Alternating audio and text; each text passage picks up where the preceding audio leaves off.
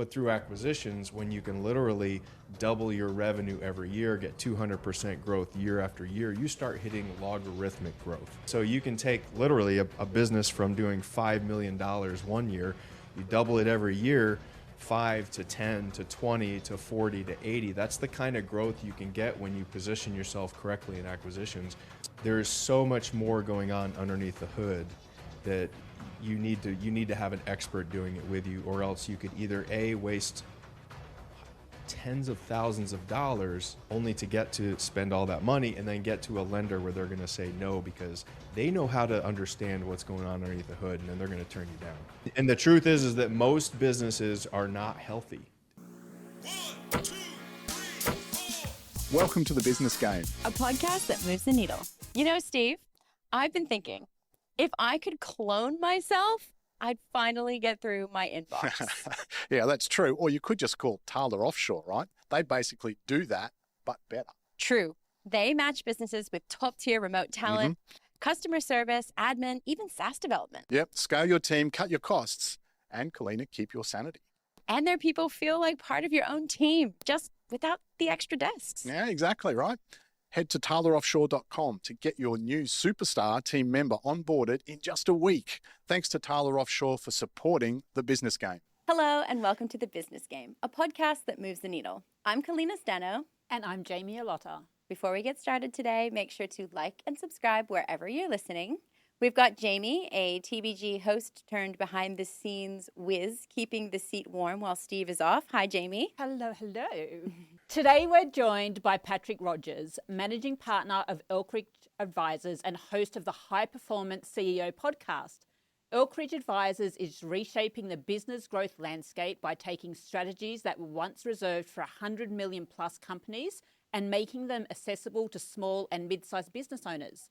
And in 2024, Elkridge Advisors passed 500 million in value generated for their clients. Welcome to the show, Patrick.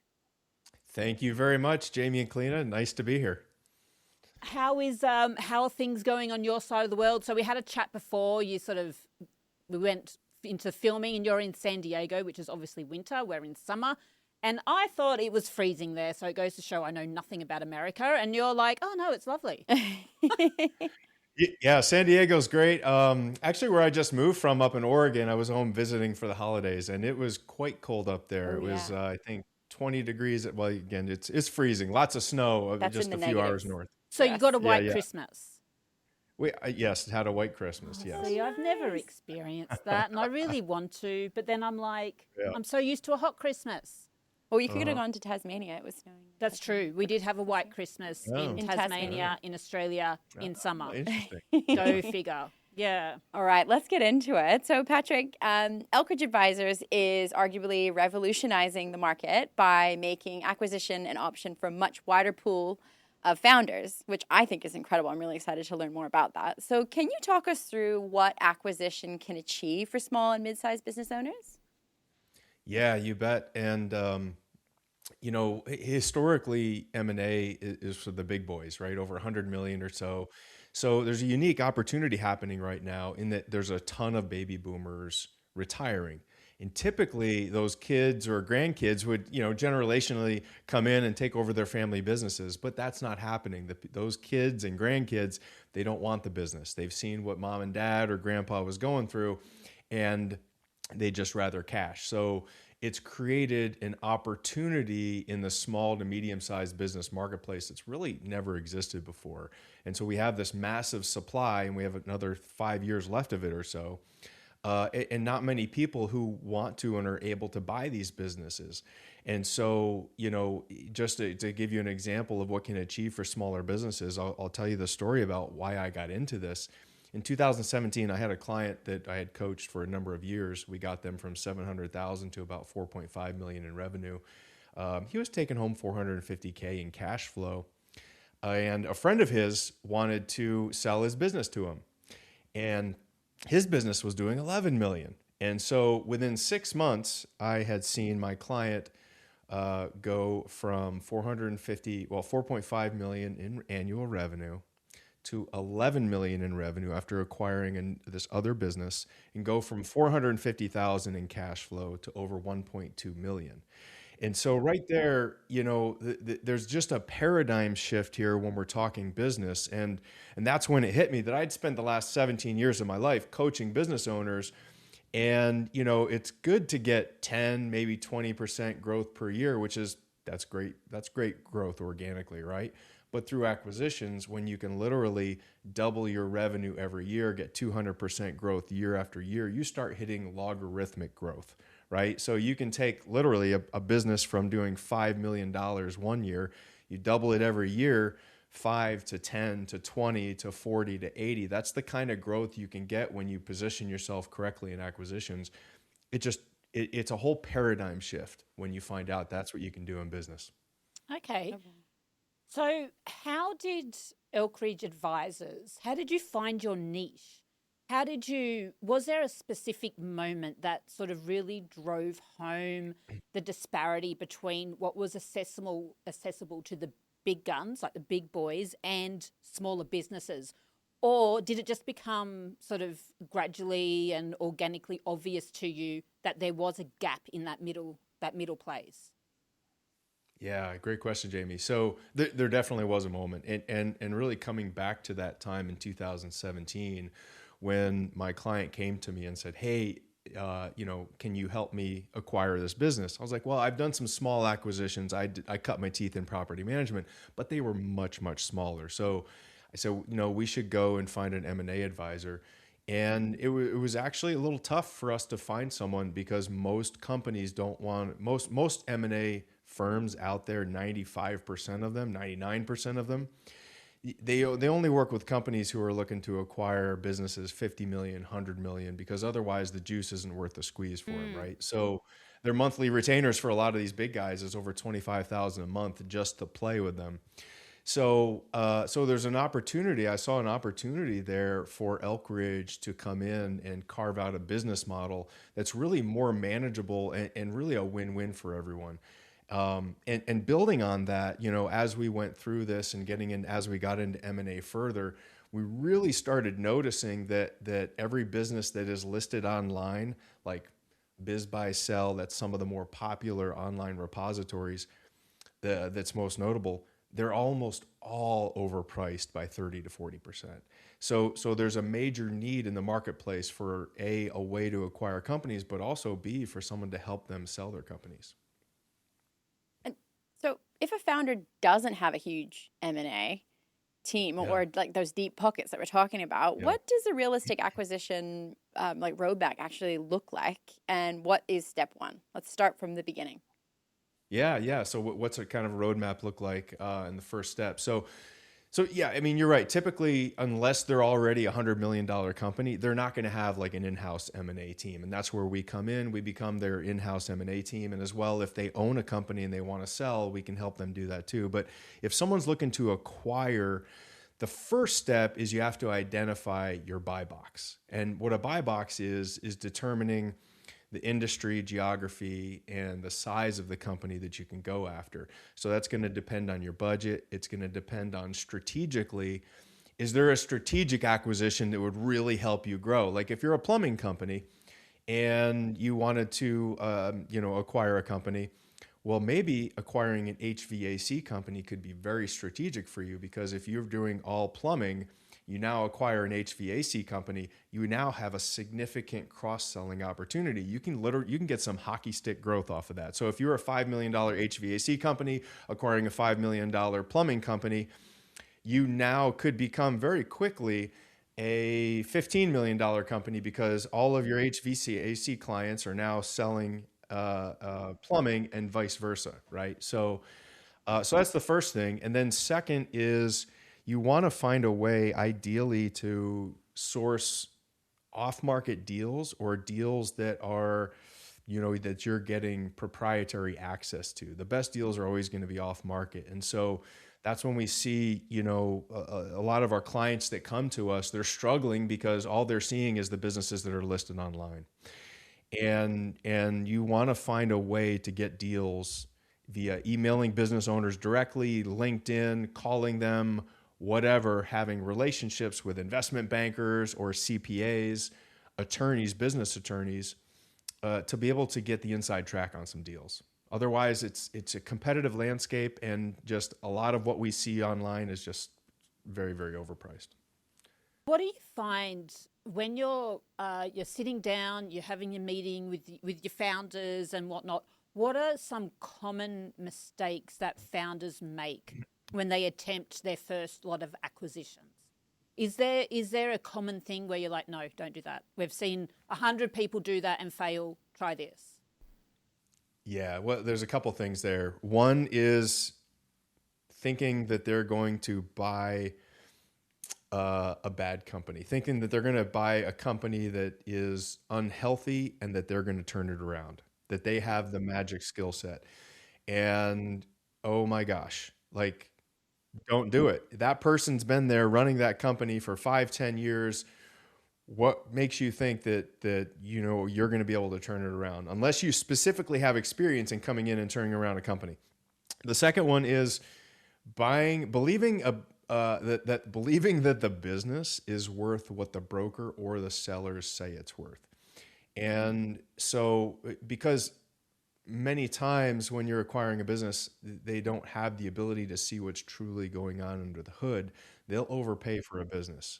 They'll trust, maybe not trust, but they'll run some very rudimentary high level numbers. Like, for example, a very high level way to determine the value of a business. Value of a business is equal to the EBITDA, or profit, adjusted profit, times some kind of a multiple.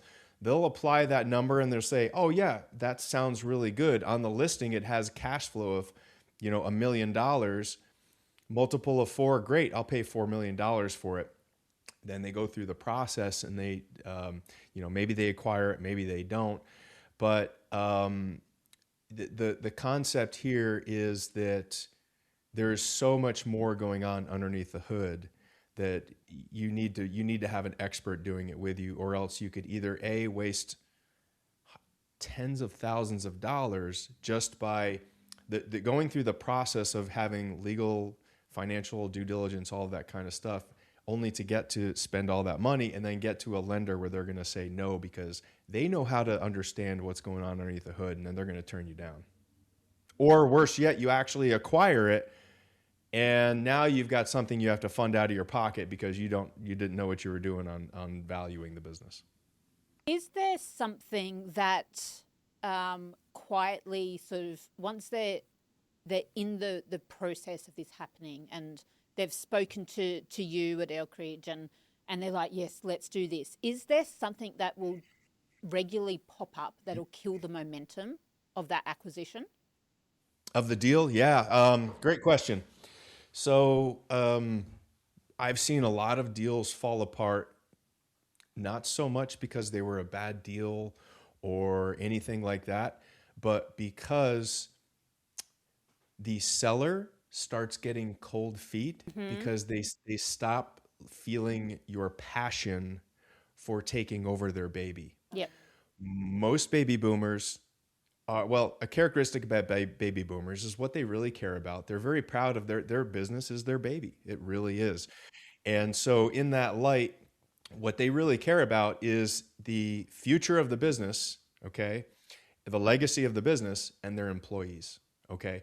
And so in that vein, what we do now with our clients and what we recommend, if you're out there buying a business, there's a long phase that occurs. The longest bottleneck in that business acquisition process is loan approval and underwriting, okay? And so it's going to take a minimum of 90 days. Right now, we've had some government shutdowns, so SBA loans, if you're going through that, it might be more like 120 days, right? So that's a long time in there, and there's a lot of things that can happen in that period of time. And so it's very important to stay in constant contact with that owner. Even if you have nothing to really discuss this week, find a reason to call them up and just have a discussion. Talk about something that you haven't really talked about yet. Strategy. Nurture that relationship so that when, as they're going, they're very comfortable that you're going to get in there and take care of their baby. Yeah, yes. Keep the dialogue open. Yeah. It's the dialogue like on, reverse sales, isn't it? Yes. It's like totally keeping that it's still schmoozing sales. open and happening, and Yeah. And that generation in particular, that connection piece is so important to them, and feeling that connection. And like you said, it Very really much important. is in that same vein of it's their legacy. This is what I'm leaving behind. And even though I'm not handing it to a family member, Absolutely. it's still going to be alive. And I want to make Yeah. sure it is. Yeah. Absolutely. Yeah. And we'll get deals uh, because we appeal to that. We'll get deals where they'll sell to us for maybe $1 million less than selling to another company, because they feel and understand that our group and our partner client is going to take better care of their baby than somebody else. So just on that, so when you say when we purchase, so do you acquire it and then you then on sell it to your client? Or how does that process work? No, we partner. We Okay. partner Oh, okay. with Oh, so all of you our get it. clients. You go in Yep. on the business as well. Okay, sure. All right, that makes sense. Absolutely. Yep. Yeah. Yeah, that's exactly it. Awesome. Mhm. Okay. Yeah. I'm interested. We sort of touched on it previously. You had mentioned that one of the myths or delusions that for lack of a better term, that founders kind of go with when they are acquiring their first business is that they're going to have this magic touch. They're going to buy it, and there's something about them that's going to make it better and improve. Mm. Mm-hmm. That's definitely something that's crossed my mind, because I've heard, I think Yeah. it's Cody Sanchez has talked a lot about the value of buying these businesses and then flipping them and turning them into something incredible. What would then be the incentive to acquire a business if you didn't think that you could add value to it? Like, let's say you didn't have another, like you're just acquiring because that's what you want to do. You want to just start there. Why would you buy a business even though you think you might not be able to add value to it? Is that Yes, kind of yeah, what yeah. you're Like if you saying? want to put your own personal touch, you go, oh, hey, look, I can see all these gaps. Is that the wrong attitude? Or I just kind of, yeah. No, yeah, no. So I mean, there's a couple opportunities here. So when you acquire a business from a baby boomer, there's two really hot opportunities there. Number one is baby boomers don't like change. So their businesses are not technologically advanced, typically speaking, right? There's always going to be exceptions, but they don't have a lot of systems, processes, automations, technology, and certainly not AI. So there's a significant opportunity there. The other opportunity is most of these businesses are operating on referral only. So they don't really have, they've been growing at maybe 5% per year, but then they lose clients. So maybe they're steady, maybe up a little bit. So what they don't have is a back end system in place that's ready for scale. So a lot of times we're able to come in, implement a back end system that's ready for scale. And then we turn the marketing and sales engine on, which they've never had because they didn't need. They just kind of grow a little bit and drop a little bit. But however, what the question that you asked is, well, if I don't feel like I can add value, should I still acquire the business? And it really depends on your strategy. So remember, there's something I talk about with folks, and this is another paradigm shift I love to talk about, is that I'll ask folks, and I'll ask them right on our calls about potentially working together. I said, if you could go back 20 years ago and beg, borrow, plead every dollar you could possibly get your grubby little hands on to then buy every piece of real estate you could, knowing what you know now, would you do it? And of course, the answer is yes, right? And it's interesting, right? Real estate loans are 30-year loans, right? Well, 20 years ago, we've got 10 years left in that. You can literally do the same thing with business right now. You can go out there, beg, borrow, plead every dollar you need to get to buy every piece of business you get. And even if you suck at business, just hold on to it, because business is real estate magnified. You know, a real estate, you buy the property and you put a tenant in, the tenant pays the mortgage for you, right? You're not paying that bill, and it's an asset 30 years from now paid off that's yours, you can sell, right? A business is the same thing. You buy the business pays the mortgage, except it's much bigger. You're talking 5, 10, 15, 20 million dollars. So if you buy a $5 million asset today, business, and even if you don't grow it, let's say you suck at business and you keep it steady, right? And which is very hard to do sometimes. 10 years from now, you still have a $5 million asset that you can sell, paid off. A lot of people, when they're looking, what I assume, when they're looking at acquiring a new business and they're going to sort of spread their wings, and they're going to go down this realm of way to go forward within business themselves. They see all these shiny parts of like, oh, this looks great and this looks great and blah, blah, blah. Yeah. But it's not that, right? It's not all that. And that is probably, the cream on top that's being publicly put forward to what it's like. What is something that every operator feels behind the closed doors that they're like, oh my God, I had no idea. Like, what's that real sticky moment? Yeah. So for the operators and acquisitions, it's sexy, right? I mean, it's sexy. I'm going to go and double my revenue every year. But you hit the nail on the head, Jamie, is acquisitions is sexy. It's simple. The concept is simple, but it's not easy. Yeah. Right. The truth is that we, Cody Sanchez, Lover, it's a great program, they put out great information, and they're right. But it's not a get rich quick thing. It's a lot of hard work. And the truth is, we're going to have to kiss, for every one of our partner clients, we have to kiss about 15 to 20 frogs on average before we find a prince. And that's not just look at, I'm saying kiss, like we're getting in there and we're doing evaluations on the business, You're really getting diving in the sheets in. with them. Oh yeah, exactly. And so, how many we're looking at, I don't know, maybe 100 to 200 to whittle it down to 15 to 20 that we actually, have a prince that we put a letter of intent on to purchase. Yeah. And the truth is that most businesses are not healthy. And, Yeah. and business owners and CPAs, they know how to hide profits from the government, which makes it even 10 times harder for the average Joe to figure out if it's profitable or not. So you have to really, again, back to the same thing, you have to really know what you're doing to determine if the business is healthy or not.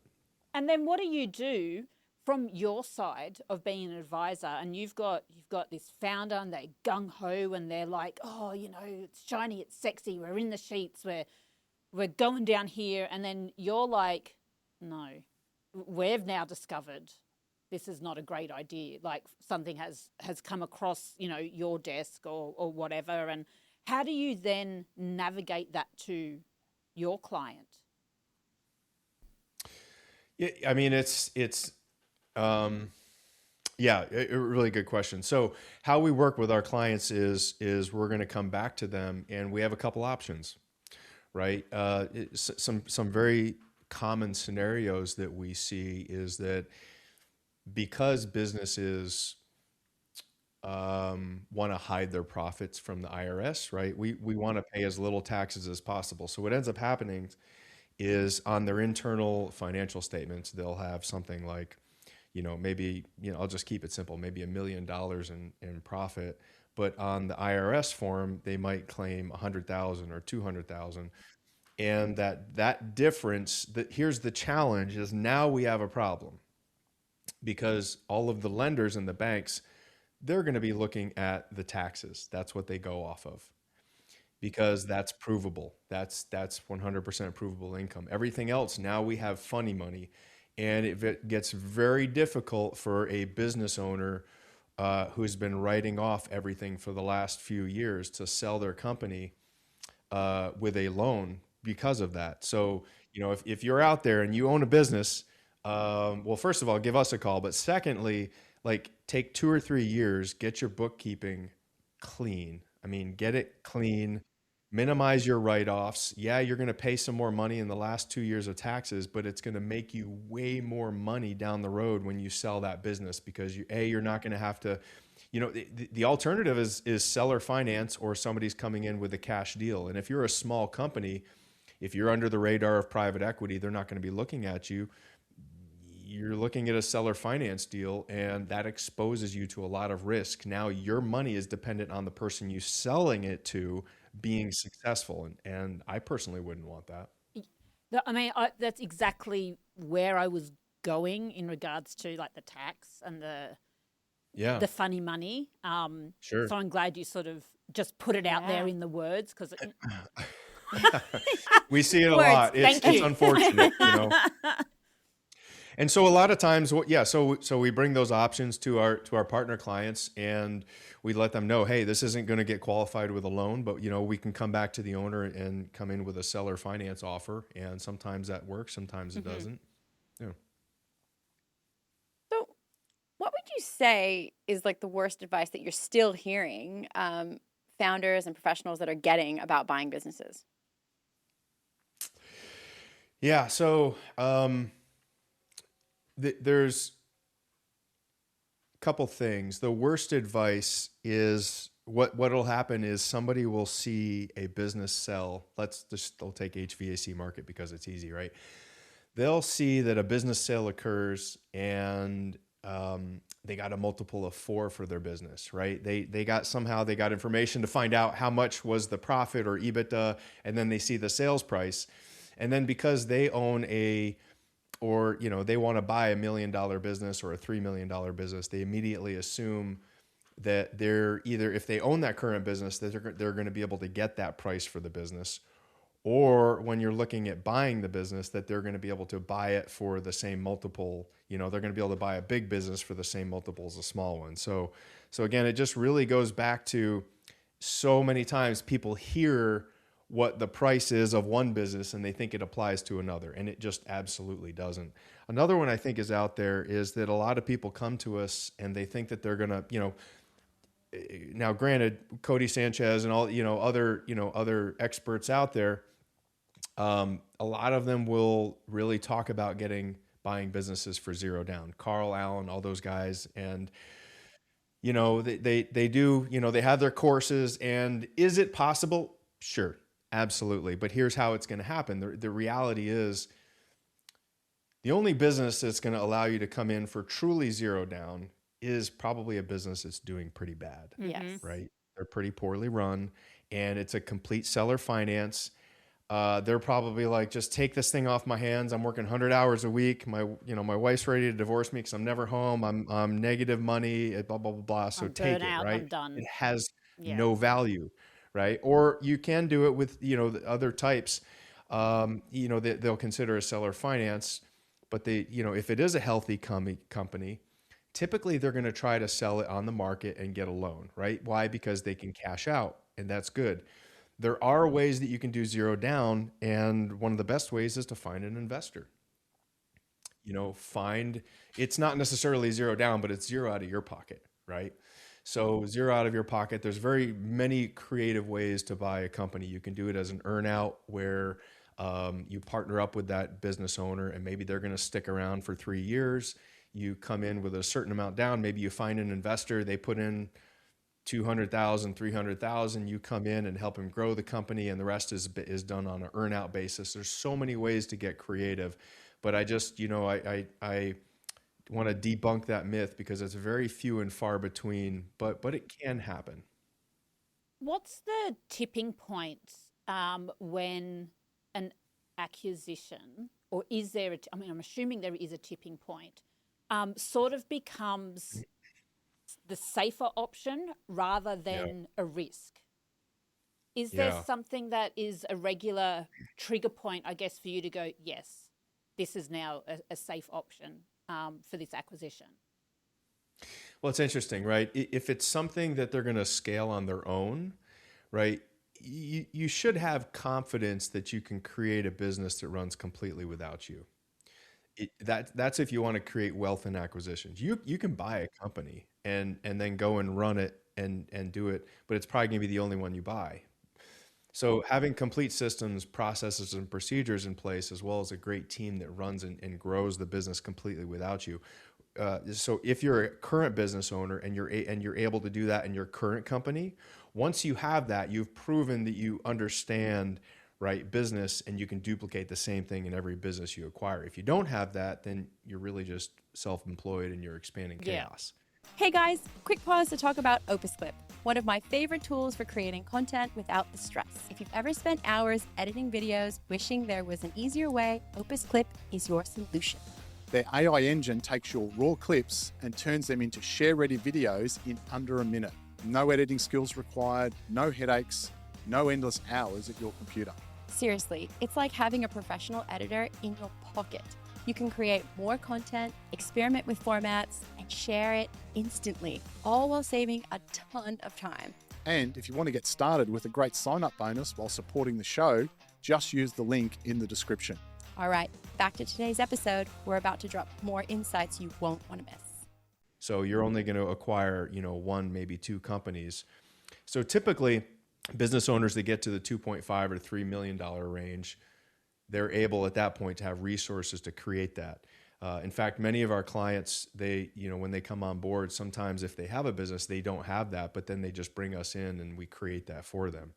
But having said all of that, Jamie and Kalina, in my opinion, regardless of where you are now, whether you have no business, or you currently have a business, especially if you're working with us, there's no better time than now to buy a business. For what we talked about before is the longer you wait, the longer you're putting off that generational wealth creation and paying down that loan, right? Yeah. And so that paradigm shift of debt, and my goal out there is to put as many businesses under leverage as possible. Why? Because every year that business is paying down that loan, and that's equity that you're making, right?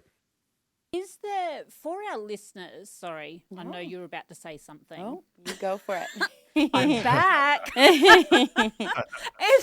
For our listeners, is there any type of hallmark that they can watch out for that would be probably a really good indicator if they're looking into acquisitions? That may be the right choice for them. Yeah, I mean, hallmark that they're looking for to see if acquisitions is the right choice for them. When I look at our typical clients, right? These are people who have saved up at least $300,000 to $500,000 or more, and it's just sitting somewhere, right? It's sitting in a 401k, and a 401k is a great opportunity, or IRA. It's sitting there. What is it making them? At most 10, 12% per year, right? If you have the ability to diversify, let's say you do take 300,000 of that and you put it into a business. Well, guess what? With SBA loans and certain other types of loans that are out there, you're going to get 100 to 150% or more return on investment in the first year. So if you're somebody who has, a corporate executive or even a business owner, and you want to start creating true wealth, acquisitions, there's no better way to do it. You're going to come in, and instead of having 10% on that 401k IRA, and you put it in and buy a business, and you have somebody else run it for you and grow it for you, and you're going to make 150% return on your investment. Free money. Yeah. It's just, people start realizing that they can retire. They can, a lot of people back in the real estate boom, there's a fear of missing out from that whole real estate era. Well, we're in the same exact place right now for businesses. This is the business environment has never been better, and things are shaping up for a magical future. Interesting. Do you think that that's partly because of AI? I was just thinking the same thing. Is there an AI influence on how this market's moving at the moment with acquisitions? Absolutely. Absolutely. AI more so impacting. AI has created a whole new industry in and of itself. Yeah. First of all, okay, we actually own an AI company in-house in Elkridge, and so every company that we acquire, we already have an AI software system ready to launch. It's going to revolutionize the company. Perfect. So that has created an industry in and of itself, but it's also impacted which industries you're going to choose as an acquisitions entrepreneur to acquire, right? So my rule of thumb, this is a very general rule of thumb, is that anything that can be done behind a computer with limited human interaction is a job that can be put into an algorithm in AI, right? So be very leery about those kinds of businesses to acquire. We love boring businesses, and I know Cody talks about it, Carl Allen talks about it, Walker Deibel talks about it, all about businesses that cannot be replaced with a computer Yes. right? Even those someday, who knows, as Elon Musk comes out with a robot that walks and talks and does everything that a human can do, maybe 5 years from now, 10 years from now, those will be impacted as well, but they're not in the near future. Yeah. Yeah, and I think we've heard it from a few, I guess, is looking at AI. If you think AI is going to, I can't remember who said it, I wish I could remember. If you think AI is going to replace you, it will. But if you see AI, Right? if you see AI as a tool, Yeah. then it will Yeah. be. It's basically how you shape it. So yeah, Absolutely. And building on that, for the people that embrace AI, you're going to be the front runner in the industry. You of course need to get behind AI. If you're not, you're going to be left behind very quickly. Oh Oh, yes, absolutely. it's moving like It's already happening. I'm mind blown that that there's still businesses out, even in this early stage of where we are with AI at the moment, that there's still businesses out there not utilizing it. Like Yeah. it actually blows my mind. Yeah. My day-to-day life is now it is. incorporated through AI. It just buys you back so much time Yeah. and efficiency, and Yeah. that's incredible. So let's shift gears a little bit. I want to learn a little bit more about your journey as a founder. So, with growing pains that we all experience as founders, especially shifting from being the doer to the leader, that's a big Right. shift, a big learning process. Did you experience a shift, and what did that look like for you? Yeah, absolutely. I would be lying if I didn't say that I experienced that. Absolutely. But luckily for me, right, I've spent the last 17 years of my life coaching other business owners in exactly how to do that, how to create a business operating system that runs without them, how to scale a company appropriately. And in my case, I hopefully I've shed most of my ego, but about needing to be the guy that does the work, right? In fact, that's the plight of the small business owner, and in what holds a lot of business owners back from really making it and being successful. So if you've ever read the book, Who Not How by Benjamin Hardy, he talks about getting yourself out of your own way, surrounding yourself with people that are better than you are, and getting out of the habit of trying to figure something out on your own, and surround yourself with amazing people. So in scaling Elkridge, I knew early on that establishing a business operating system would be the key to growing properly. And so I knew that I also would need an integrator to do that, because I am not that. I am a recovering nuclear engineer, but that I'm recovering. I'm not as detail oriented at all. And so I knew that I would need someone in my business who was an expert at business systems and scaling. And that's where I found my partner, Robert Indries. I actually had known him for a number of years, had him on my podcast a long time ago. And what he's been doing for the last 20 years is exactly what the second arm of our company does, which grows and scales companies remotely for our clients. And so that partnership has been absolutely magical. We've now created a business model that will acquire, grow, and scale companies and scale businesses at scale. And we employ the same business model in everything that we acquire. So we now have, an in-house marketing team, in-house website, social media, in-house proprietary business management software, and AI software. And so I'm very, very blessed in that. We actually we spoke to another founder not long ago, and he said exactly the same thing. Like his biggest bottleneck was himself, because Absolutely. he didn't Yeah. want to let go. It's like, and then all of a sudden he did, and instead of one business, he now has 7 or 8 or something incredible, Yeah. because he's Yeah. like, you know Exactly. what, these people, they know what they're doing. I don't have to be involved in every single thing. And the minute I am, I'm ruining it. Like I'm Yeah. stopping Yeah. everyone from working. So I guess on that, with your own way that you've done your leadership and your growth, was there a decision that you avoided for too long because it kind of felt uncomfortable, or that was your safe place? And then once you did overcome that, what changed once you made that decision? Yeah. It's when I realized that we were really onto something. When we first started this, it's interesting. I kind of, had it not been for an unfortunate situation with my M&A company that I was with before, I wouldn't even be here. So I'm very fortunate that it occurred.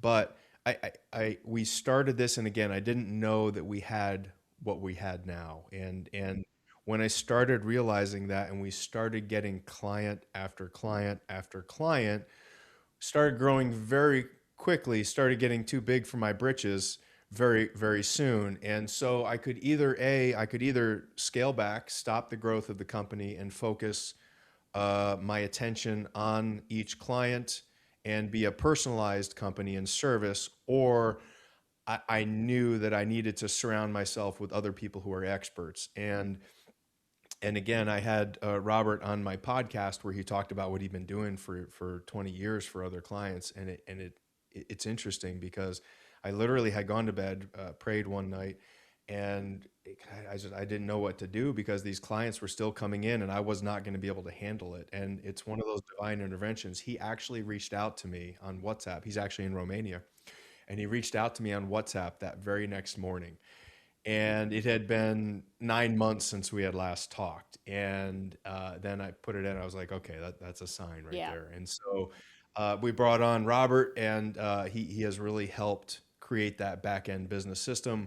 And then we brought on shortly after Jack Squires. He's our head of mergers and acquisitions. I've known him for a number of years, and he has 25 years of experience and C-level management and acquisitions. And that's when things really started taking off, when you bring in some heavy hitters Yep. like that, you know. Absolutely. Yeah, surrounding Absolutely. yourself by those big players. Yeah. So looking back, is there a decision or a mistake that you would have refined because you see that it would have accelerated your growth, or a few maybe? You know, it's funny. I coach my clients, and it's funny because I should take my own advice sometimes. You know, I say, I mean, I'm certainly not doing what you're doing, but you know, in my career, but I say the same thing. I'll be like talking somebody through something, and then I'm like, Yeah. I need to do that too. Yes. Yeah. Yeah. Well, yeah.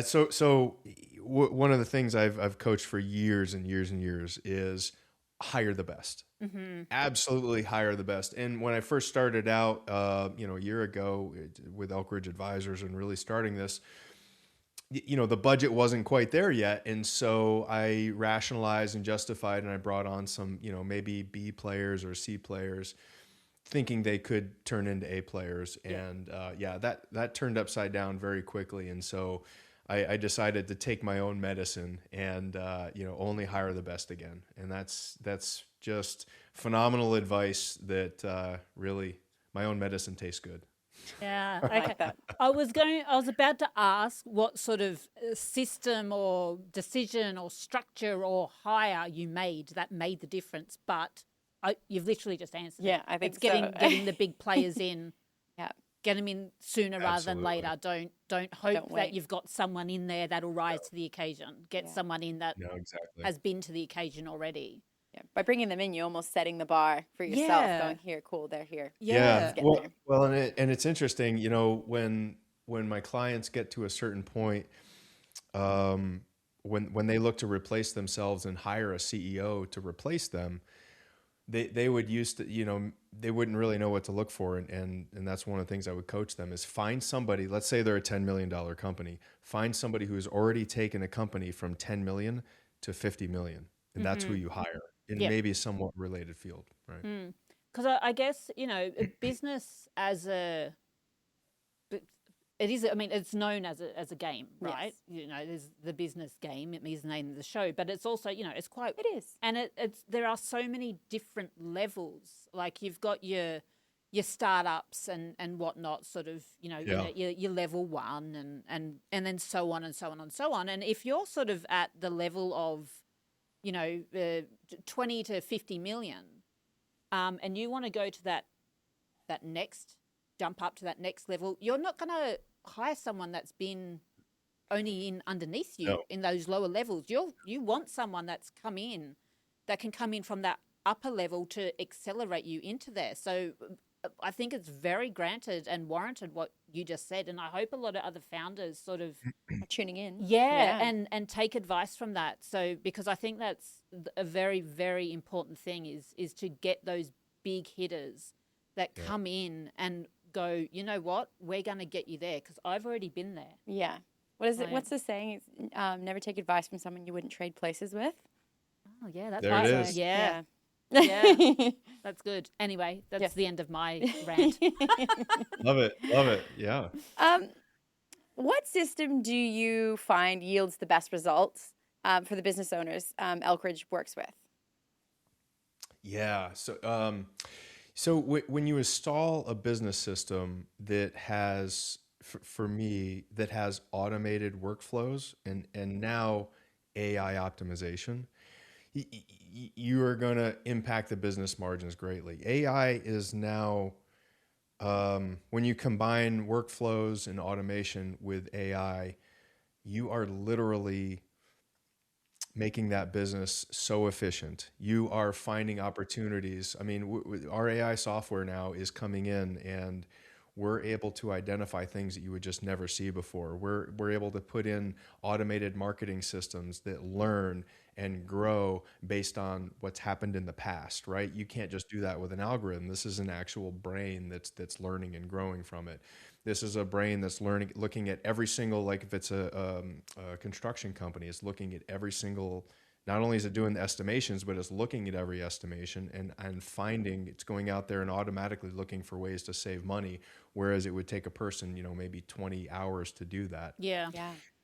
Yeah. And so, there's that side of things when it comes to an actual system that's an algorithm based type system. And then there's systems I'll approach on, because I think there's two different systems in a business. You have your tech stack, right? And then you have your systems, which are how you run your business. And I want to distinguish between the two, because once you get to a certain point, a $10 million and above business especially, you need to have a people-first business in place, even 5 million, but definitely 10 million.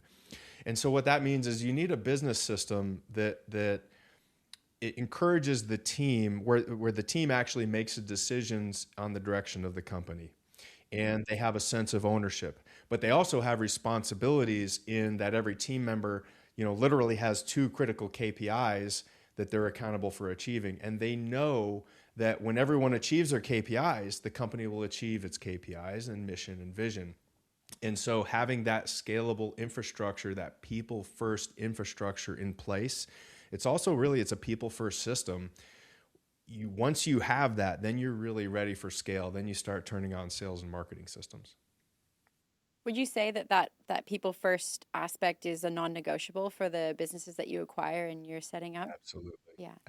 Yeah. I mean, so many businesses are not like that, Yeah. right? I mean, So if true. you look at, I think there's been some surveys done where in the United States, the employee engagement level is 33% as of, I think that was 2023 was the stats I've looked at. So what does that mean? That means that the other 67% are just kind of like, Floating around, floundering. whatever. Yeah. It's Yeah. I mean, do you want that in your company? No. And so there's a very No. specific formula for how to achieve that. And just the truth is that when you start out operating a business, you start out doing that business because you're doing the thing that the business does, right? Yeah. In your garage or whatever, you're a widget maker and that's what you know how to do.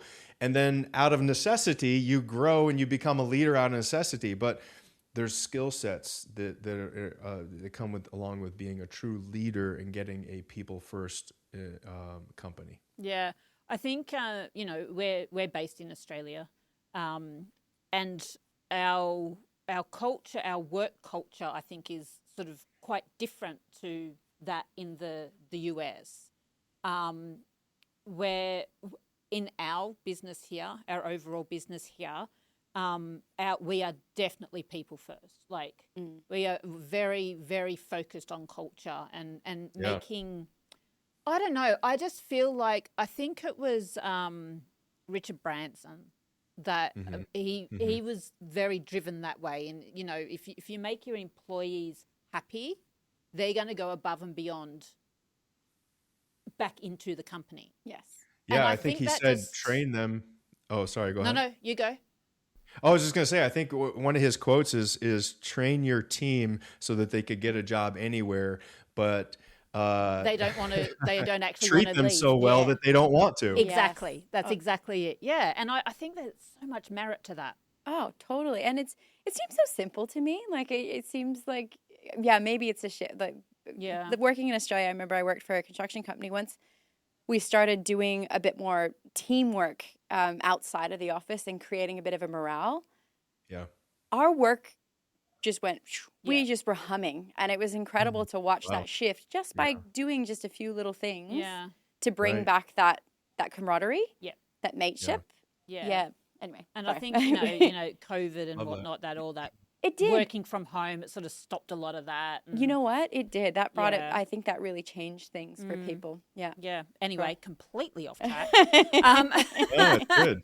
Good stuff. But we are coming to the To the end. end. But I have a couple of questions. Sure. Don't go anywhere because I've got more. Can you give me your prediction for the coming year? Where do you see the biggest opportunities and the biggest traps for small to mid-sized buyers heading into 2026? Biggest opportunities, right? Everyone, the $1 million questions. Yeah. So, Give me your so- gold. yeah. So, the rule of thumb when looking at any business, there's 2 rules of thumb now. It used to be just recession proof or resistant, right? And now it's AI proof, right? Yeah. So looking at that, the core industries are home services, but specifically HVAC, plumbing, and electrical. However, the big buyers know that, and they've known that for a while. They've been going after them. So what that has caused is these are now industries that are being bombarded by private equity so much that they're driving up the costs of those businesses. 2 years ago, I could buy a company with $500,000 of profit for 1.2 million, maybe, 1.3. And you'll still find them every once in a while, but a private equity company might come in and buy that company and pay a lot more for it, right? Or, a little bit higher. And so there's the reason I'm saying that is there's thousands of other home service or hundreds of other home service industries that are just as lucrative, maybe not as core like that, because all we see, we need heat, we need electricity, and we need plumbing, right? There's other ones that are maybe not as critical and core, but they're gonna do well throughout a recession as well. So there's that. The other opportunity is think about this: the baby boomers that are retiring, especially in the U.S. The health and medical field is a phenomenal place. What are some other really recession-proof industries to think about? Well, transportation, cars. We're always going to have automobile repair. They're always going to be needed. Fireproof, fire sprinkler type companies. Cemeteries are fantastic. And believe it, waste and waste management. We're always going to have waste. And so things to think about there. Some traps to the second part of your question. I think the biggest one is really businesses that can be replaced by AI. Yeah. Again, kind of coming back to that, for maybe folks who didn't hear the first part of it, and I'll say it again, but rule of thumb is anything that can be done from a computer without human interaction will one day be greatly replaced. So be leery of that. And the other one to really think about in acquisitions is luxury items. If it's something that could be at all considered a luxury item, don't buy it. I want to buy things. This is just me personally. There's some people that, and you can look over history of recessions and see what industries will do well and the ones that don't. But if it isn't related to a need of function in society, then it's going to suffer. Okay. That's great advice. Yep. Yeah. That's really good advice. All right. So we like to play a little game at the end of each episode just to get to know you a little bit more personally. So we're going to throw 10 rapid fire questions at you. Oh, wow. Okay. Yes. They're tricky too. Yeah. Yeah, They're okay, super all right. personal. So are you ready? I'm ready. Okay. Awesome. Early riser or night owl? Early riser. Android or iPhone? Oh, iPhone. Best investment you've ever made? Interesting. Businesses. Yep. What was your first job? My first job was lawn mowing the cemetery, my family's generational cemetery in Acre, New York. Wow. That's Yeah, that's a different first job. that is And very it was hills, it was horrible, but hey, I made $4 an hour. There It's you good. go. Character building. There you go. Yeah. Office or work from home? Work from home. What's your book or podcast recommendation? Oh, book or podcast recommendation. I'm gonna go with a book, and it's called The Power of the Subconscious Mind by Joseph Murphy. Okay.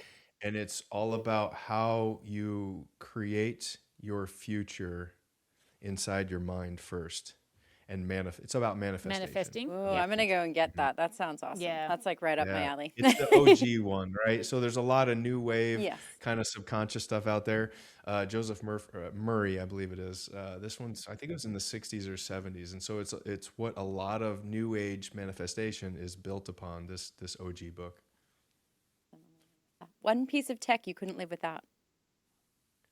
Besides my iPhone and computer, Okay. Yeah. That's the common answer. I would imagine that your phone is like the Yeah. number one thing. It would be for me. yeah, phone, Yeah. absolutely. Okay, this is one I'm really interested in. What's your coffee order? My coffee, Yeah. black. If you weren't doing what you're doing now, what career would you choose? Oh gosh. Mowing If I lawns. wasn't doing what I'm doing now, what career would I choose? Do I already have all the money I want in the world? Is money an object or no? Nope, just what? No. Just no. Let's Let's say take money's money not off an the object. table. Yeah. Okay, fair enough. Well, I believe that my purpose on this earth, and one day this business, once it gets going, is to help restore masculinity in men and consciousness in men and women. Ooh, that's I awesome. like And I will do it someday. That's what I'm going towards. I That's like that. everything that I'm doing today. That is what my purpose in life is. Oh, that's cool. We'll have to bring you back. Yeah. Talk about Yeah. All right. What's your go-to productivity hack? Give it to somebody else. That's like so that. good. Delegation. that. Delegation. You got it. Delegation for the win. If business really is a game, Patrick Rogers, what's your definition of winning? Winning to me is making as many millionaires as possible. Ooh. Yep. That's winning to me. A, because if I make them millionaires, I know it'll come back and Yeah. serve me as well and my company. But B, more importantly, in line with my other purpose in life, is that my goal is to create as many purpose-driven, Christian-driven millionaires as possible to help create a better world. Fantastic. Because guess what? Money allows you to do amazing things in this world. Doesn't With it? money with the right people. Yes, that's Yeah, right. used That's in the an right important way. disclaimer. Yeah. Yes. Used Yes. in the right way. Money with the right people. Yep. Yes, I love that. Amazing. Thank you so much. It has Yeah. been fantastic. Yeah. I have learnt a bucket load. Yes. Yeah, Awesome. Yeah. my brain is firing. So thank you so much for everything that you shared today. Yeah, we've got some books to read now. I know we're very busy go. after Paulina, this. I'll be Homework. expecting the synopsis. Of, Yes, yeah, I'll give you a book report next Yeah. week. Excellent. All right. All right. Thank you so much for joining us, Patrick. It's been great. Jamie And- and Kalina, thank you so much for having me. This was fantastic. Thank you. And just quickly, for our listeners, if they want to get in touch with you or follow your journey, where can they find you online? Yeah, absolutely. So elkridgeadvisors.com or that's the best way, or on LinkedIn, Patrick V. Rogers. Absolutely. That's great. Thanks so much. All right. That's all we've got time for. Wherever you're listening from, thanks for joining us on The Business Game. We'll see you next time. Thanks for tuning in to The Business Game. If you like what you heard, make sure to subscribe on YouTube and follow us on TikTok, Instagram, Facebook, and LinkedIn to stay connected. A big thank you to our major sponsor, Tyler Offshore, for powering today's episode. And join us again on the next episode of The Business Game, A podcast that moves the needle.